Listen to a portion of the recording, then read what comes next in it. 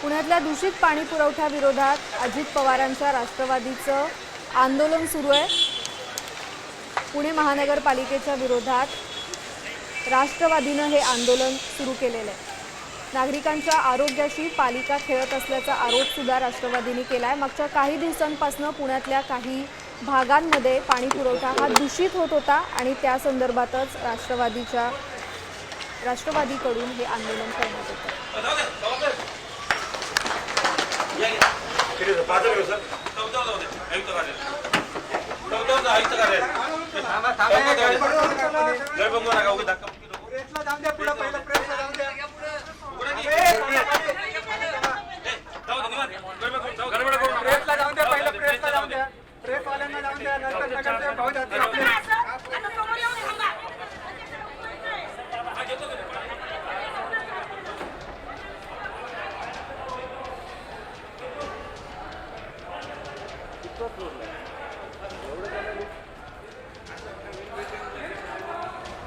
पुण्याहून आपले प्रतिनिधी अक्षय बडवे सध्या आपल्यासोबत जोडले गेलेत।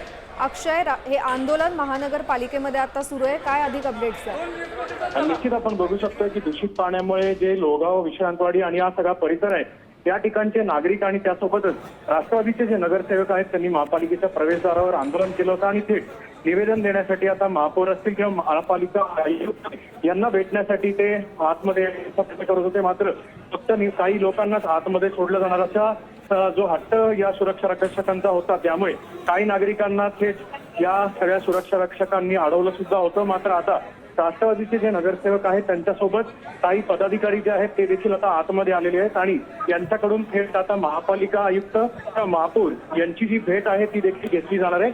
आपण जर पाहिलं तर शहरातला दूषित पाण्याचा प्रश्न जो आहे, नक्कीच या आंदोलनाकडे आपलं लक्ष राहील। तुर्तास धन्यवाद तुम्ही दिलेल्या माहितीबद्दल।